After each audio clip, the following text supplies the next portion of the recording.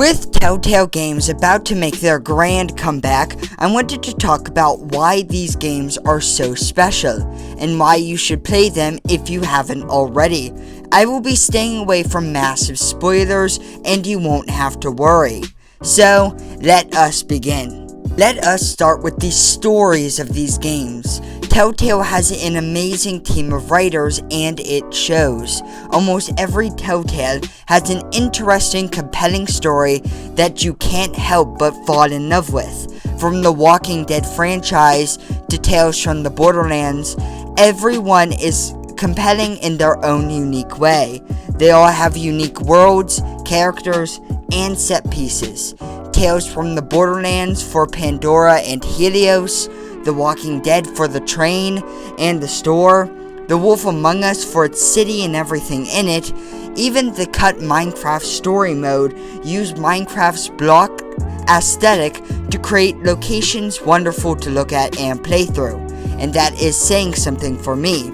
So if you're interested in any TellTale game, let me tell you, they all have amazing stories to play through. Now, let's talk about the characters that inhabit these worlds. I touched on this in the previous section, but they all have lovable, complex characters.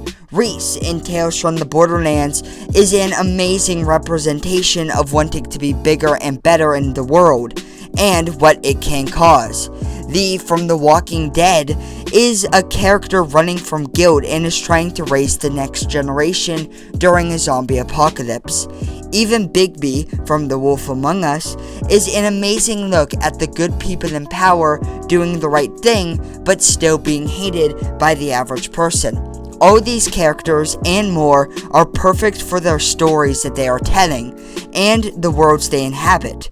So if you want characters to love and really put yourself in their shoes, play a TellTale game. Now, let's talk about the thing that makes TellTale games, choices.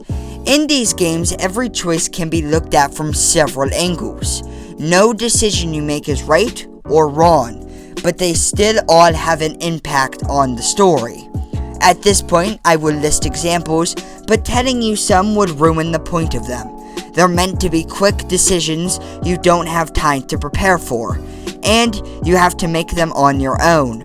It even helps that you get to the percentages for the decisions you make, compared to other people. It shows how even though you may have picked an unpopular choice, it was still right for you and your playthrough.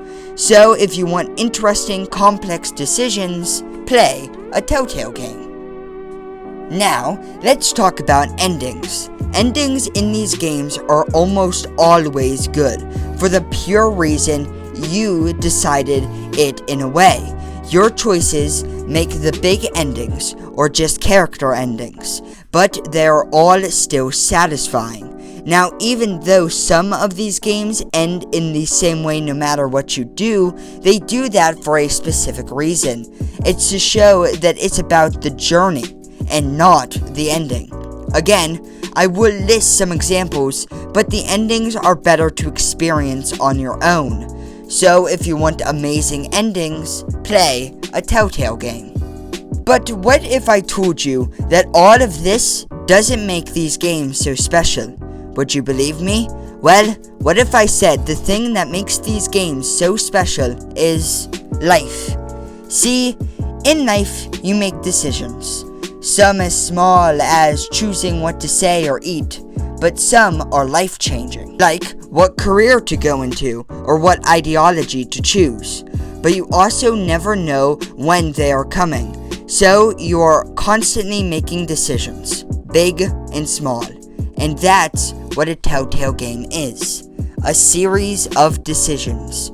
So in a way, TellTale games are so special because they are the games that reflect life the closest. Just decisions until the end.